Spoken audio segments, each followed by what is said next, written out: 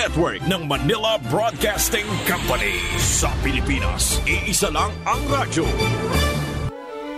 The country's friendly station, Radyo Natin. Aduna ka ba'y suliran sa kinabuhi? Wala ba'y kalinaw ang imong hunahuna? Buot ka bang magkaangkon o paglaom sa kinabuhing dayon?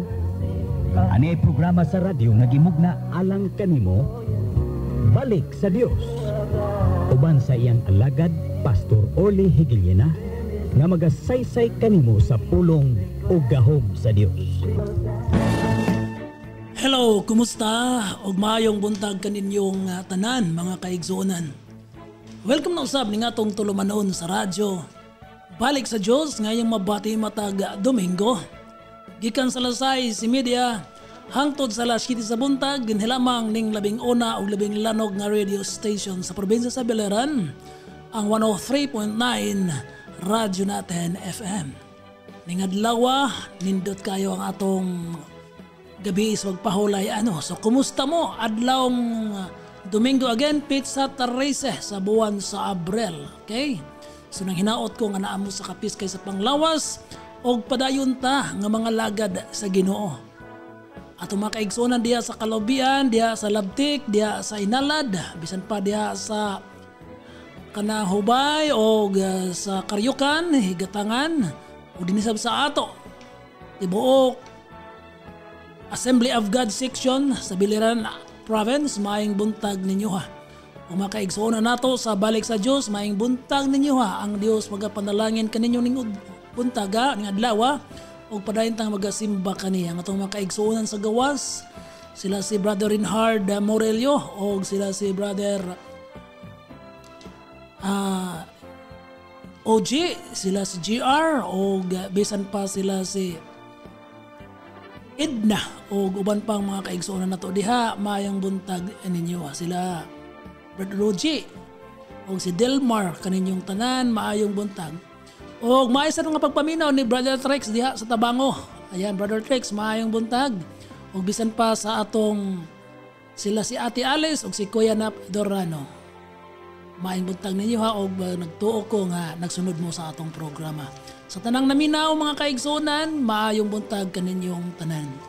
O belated birthday greetings nga to kang Brother Juni De La Peña. Hi Brad, good morning o happy birthday. Usab kang Dudong Kurt Felicia o kang Sister Rose Jogar. Hi Sister Rose, Brother Jojo maayong buntag, happy birthday. O kang Brother Robert Dilda o kang Sister Jeannie Pavilion diha sa Villa Consuelo. So kaninyong tanan nga nagasaulog sa law ninyong natawhan, pagampo nako nga ang Dios padayon nga magapanalangin kaninyo. Naimatahom nga awit sa dili pa ang atong mensahe. If you could see what I once was, if you could go with me back to where I started from, then I know you would see a miracle of love that took me in its sweet embrace and made me what I am today. Just an old sinner saved by grace. Just a sinner saved by grace. When I stood condemned to death, He took my place.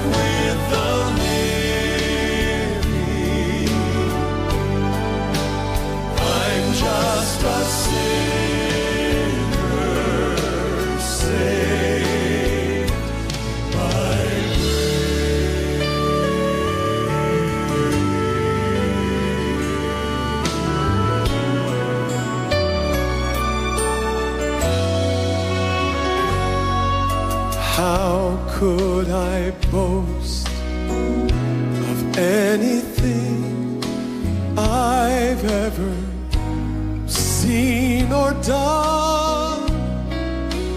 How could I dare to claim as mine the victories God has won? Where would I be had God not brought me gently to this place? I'm here to say I'm nothing but a sinner saved by grace. I'm just a sinner saved by grace. When I stood condemned to death, He took my place. Now I grow and breathe in freedom. With His breath of life I sing, I'm loved and forgiven. Back with the living. I'm just a sinner saved by grace. Now I grow and breathe in freedom. With His breath of life I take, loved and forgiven. Back with the living. Oh, I'm just a sinner saved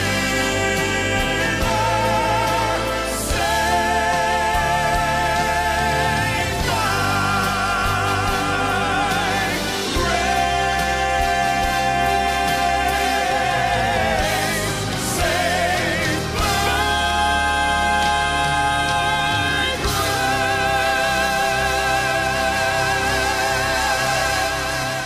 Mauto ang gaiter sa ilang awit nga naguluhan, Sinner Saved by Grace. Nindot kayo. May din pagpaminaw ni Pastor Cesar Dacones diha o mga Dacones, sila si Bibim o sila si Cherry o mga tibok familia. O kusab sa atong presbyter nga si Pastor Sherwin Dimati diha sa kaibiran namin na kuno siya natua. O nga akong ugangan si Nanay Rachel o ang kauban diha nga si Sister Jane. Okay, ang maong awit mga kaigsunan, Sinner Saved by Grace, ato tong gipahaom tungod kay ning simanaha, ato na sad nga handumon kon sa ulogon ang gitawag nato nga Simana Santa. Panahon din nagpasakit si Ginoong Hesus sa krus aron kita matubos sa atong mga kasalanan. Gitawag ni siya og biblical tradition. Usa sa mga biblical traditions mga kaigsuonan. Pero insakto ni siya. Dili ni siya maot, dili siya buwa. Tinuod ni siya. Kay though way pizza, way adla, way tuig, pero naa nasulat jud sa Biblia. May nangutan na bitaw nako kon. Ngano man kuno nga maglain-lain man ang pizza sa Simana Santa. Unya, kinsa man di ay kuno magbuot sa pizza diya sa kalendaryo. Ha? Actually, mao ni siya ang istorya. Kining atong kalendaryo karon nga ni anato, gitawag ni siya og Gregorian calendar. So wala pa ning Gregorian calendar, ang dating kalendaryo ay gitawag og Julian calendar. Mo to ang kalendaryo ni Julius Caesar. Okay. So, gaalis na ni Papa Gregory I. Kay matud pa niya, sayop, daghan kayo og kanang sayop. Mao nga, iyan ang gikuhaan og 11 ka adlaw, giibanan. So, sa panahon sa Julian calendar, ang Semana Santa, pagabuhato na sa bulan sa Marso 22, hangtod sa Abril 25. So naadihan dapita magduwa. Kuhaon ang date, haom ang Semana Santa. Pero karon sa atong kalendaryo, sa Gregorian calendar, giusab, gikan sa Abril 4, ngadto sa Mayo 8. So diha magduwa kining mga pitsaha ang Semana Santa. Okay?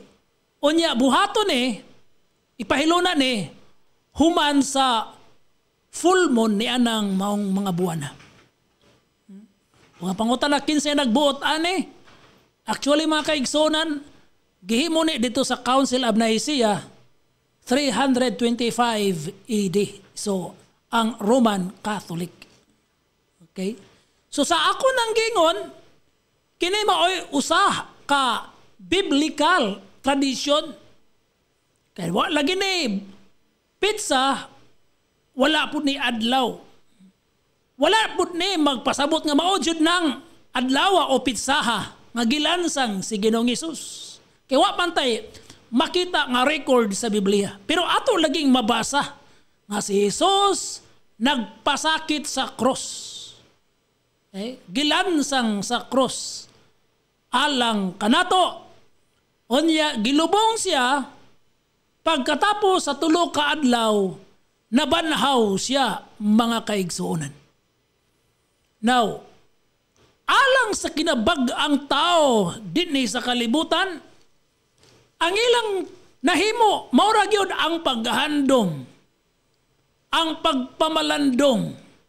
Unya mahimo lamang na nila, moabot lamang kana panahon aning Semana Santa kun sa buwan sa Abril. So, mahinomdom sila sa dihang mabalik na sad ang panahon. Ang sugilanon sa pagpalansang ni Ginoong Hesus matag tuig. Higala ang paghinomdom, ang pagpamalandong dili man na sayop. Apan moingon ko nga kulang na. Tungod kay ang gusto jud sa Dios, dili lang panahon nga mahinomdom kung mamalandong ka, kundi imog yung dawaton og tuuhan ang iyang gibuhat dito sa cross aron kang maluwas gikan sa imong mga kasalanan. Dako baya og kalahian kanang pagpamalandong paghinomdom kaysa imo yung dawaton. Alam niyo po, kanang paghinomdom, naglangkob lang ka na sa imong hunahuna nga napukaw tungod sa mga information sa panahon o sa istorya nga nabalik sa pag-asoy diha ni Moha. Sahay makalimot ka. Pero sa dihang bangkit asad, mahinomduman ka, maabot sa parang mahinomduman na po nimo. Mauna ang paghinomdom, pagpamalandong. Samtang ang pagdawat sa gibuhat ni Jesus dito sa krus, naglangkob na sa kasanatian, sa iyang gahom sa pag-antos, gahom sa pagluwas kanimo, o magpakita na sa tinuro kausaban sa imo og sa akong kinabuhi, og dili lang niya na maghatag nagkasiguruhan kapasayloanan nga musangpot sa kinabuhi nga walay katapusan. Actually, ang tinuod nga substance kon dugukan tumong nga kung nganong nagpakamatay si Jesus sa krus, tungod kay gusto siya mga kaigsoon nga dili ka maimperno, kun dili makauban kaniya didto sa iyang ginharian. Makabaton kag kinabuhi nga walay katapusan ug kun nganong iyan ang gihimo tungod kay gihigugma ka sa Dios. Ang Juan 3:16 nagaingon, kay gihigugma gayon sa Dios ang kalibutan, referring to people. Gihatag niya ang iyang bugtong anak, referring to Jesus Christ. Aron si bisan kinsa ang motuo kaniya, dili malaglag, slang translation, dili maimpyerno, kundili makabaton og kinabuhi nga walay katapusan, kun makabaton og kaluwasan. Praise God. See? Higala ang pagpakamatay ni Ginoong Hesus didto sa cross, igo na sa imong kaluwasan. Kompleto na alang sa imong kaluwasan nga namingon siya na tapos na. Tapos na. Iya na ka na nga gihimo, giprovide alang kanimo og alang kanako. O ang ato lamang buhaton mao ang pagdawat niya na pinaagi sa pagtuo. See? Ang problema sa tao kay igo lalaging mamalandong panahog bernisan to.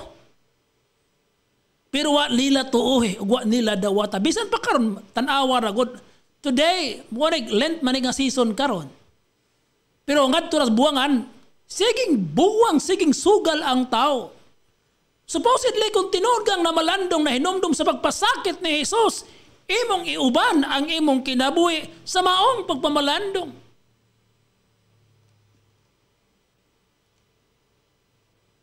Ang uban, mga kaigsunan, nagtuula og krus. Pero wa gyud sa ilang kasing-kasing ang nalansang sa krus. Ang uban, ang ilang simbahan na ay krus diyas gawas o diyas sulod. Pero wa na magpasabot nga sila tinuod nga may Diyos kay pwede man mailhan lang nga kanang maong simbahan, Kristiyano nga simbahan. Ang tao pwede nagkwintas og krus, nagpursiras og krus aron masabtan nga kuno siya Kristiyano. Alam niyo po, kana sagad sa uban magpasundayag lamang sa ilang pagka-Kristiyano, pagpakitang tao, mga plastic tungod kay ang ilang mga buhat. Wala man magpakita nga tinuod silang may Kristo sa ilang mga kasing-kasing. Ingnon ta ka mga kaigsonan nga ang mas importante dili ang cross kundi si Jesus ang nalansang sa cross. Nga naa sa imong kasing-kasing, okay. Okay nga magkwintas ka og cross, magpursiras ka og cross, pero dapat si Jesus nga ang nalansang sa cross na sa imong kasing-kasing, nagpuyo sa imong kasing-kasing, nagkontrola o naghari sa imong kinabuhi.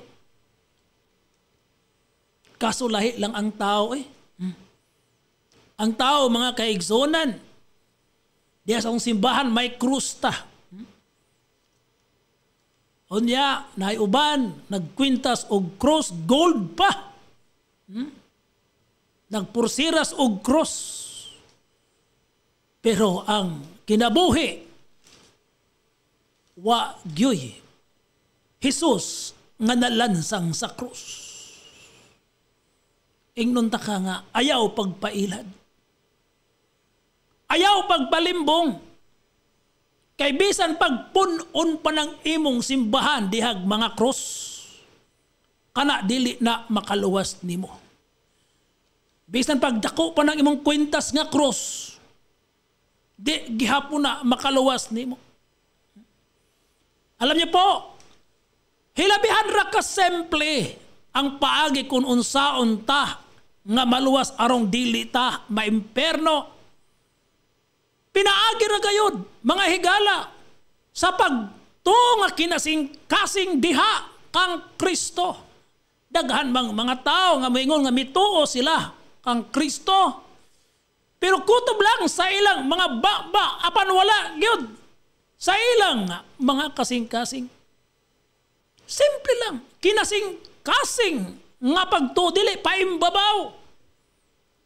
Ana ka simple ang dalan, method, step sa pag-aangkon sa kaluwasan.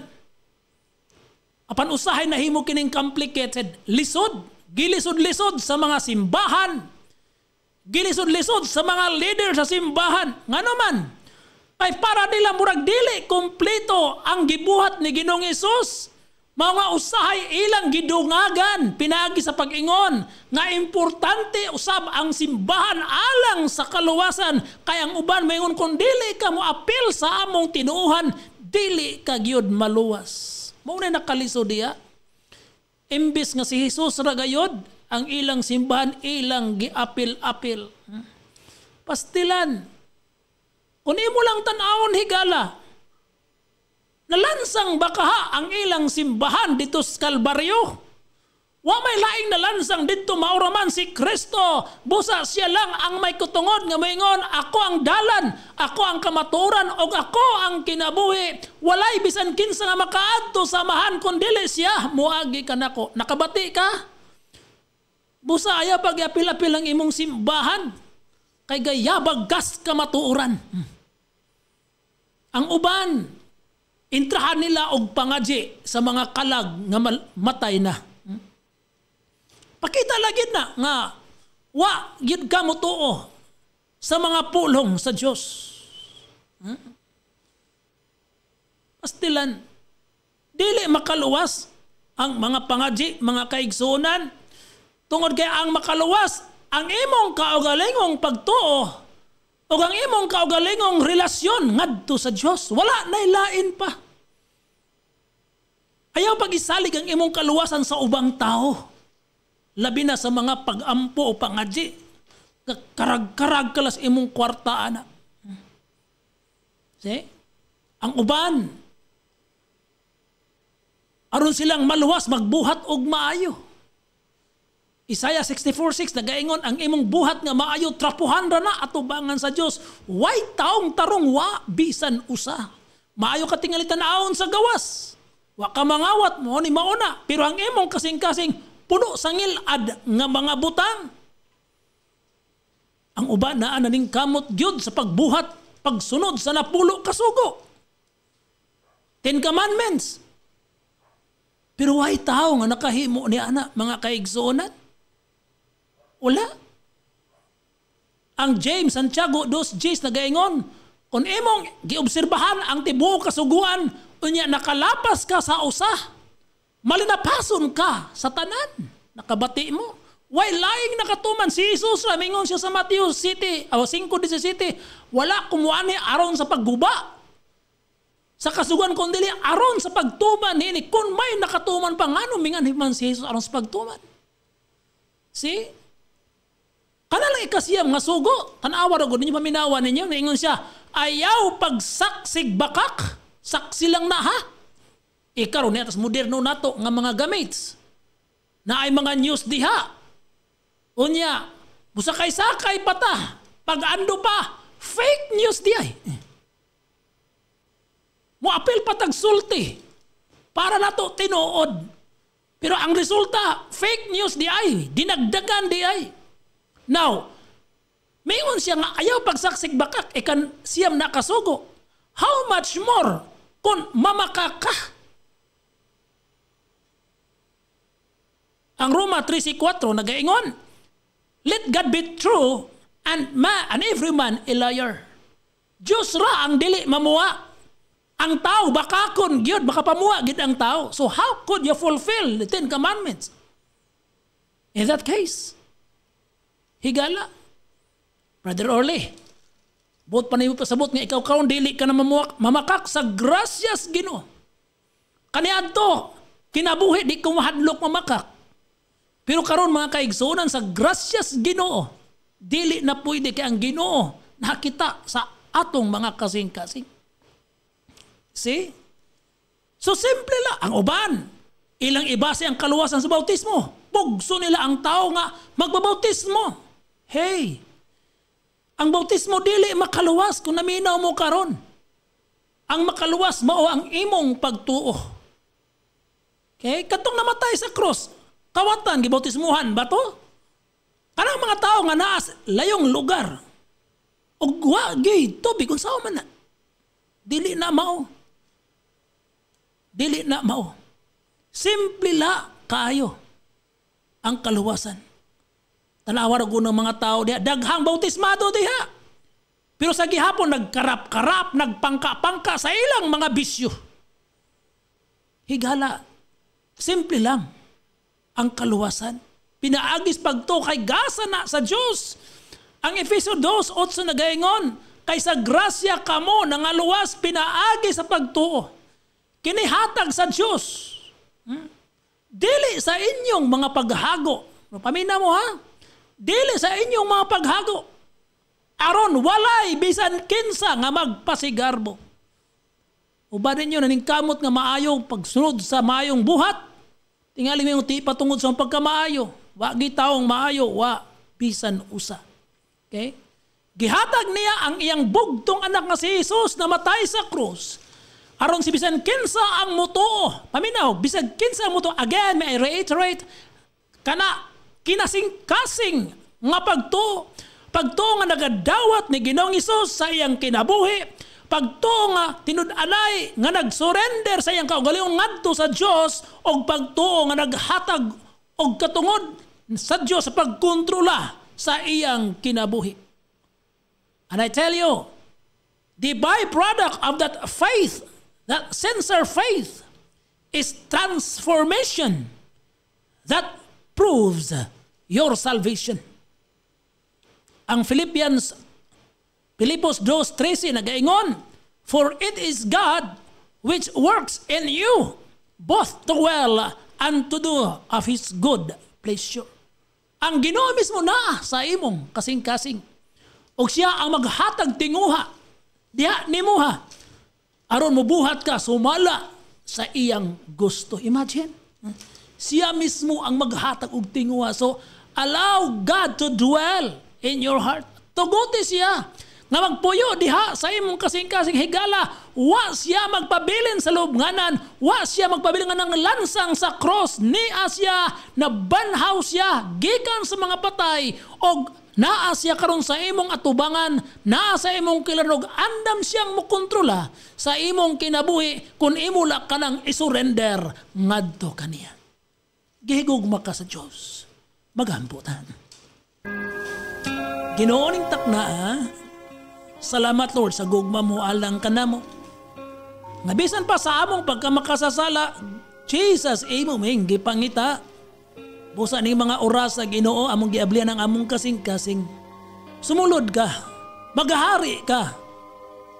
Kaya amo kang gidawat, ingon nga among Ginoo og manluluwas sa among kinabuhi. Gikan karon Lord, hari kontrolaha ang among mga kinabuhi o pasaylo ami sa tanan namong mga daotang gibuhat gikan kaniadto hangtod karon. Salamat kay Lord. Salamat kaayo pagdawat ka nako. In Jesus name. Ako nagaampo Ginoo sa tanan nga naminaw karon. Ikaw Ginoo makigistorya nila ug bisan pa Ginoo sa among coming election. Lord, taga-imig peaceful nga election Ginoo. Ang mga politikan, mga kandidato, ikaw Ginoo magatabang kanila, magaprotection kanila Lord. Talay kung kasawalay katapusan ang tanang naminaw, ang among sponsor o bisan pa nimong station. God, ang tanang nagbalatian ayuha, anas Panginoon tagbuha. Salamat kayo in Jesus name. Amen and amen. Wala na ko'y panahon mga higala. O padayon kong ga-invite ninyo sa pag-join sa among Sunday service karong adlaw diha sa Balik sa Diyos Church at Banglang sa Evacuation Center tunga-tunga sa Barangay Agpangi ug Talustusan. Hangtod sunod gayon sa mga oras di istasyon, kini si Brother Orly mingon ninyo ha. Gihigog maka sa Diyos, busa ato siyang alagaron sa kinasing-kasing gayon. God bless.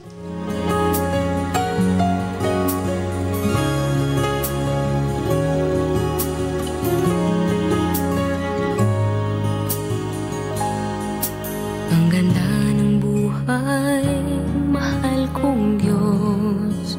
Sana papuri sa'yo'y tunay na malubos. Nais kong mabuhay sa mundong kay ganda, na dinadakila'y pangalan mo't ina. Ikaw na ang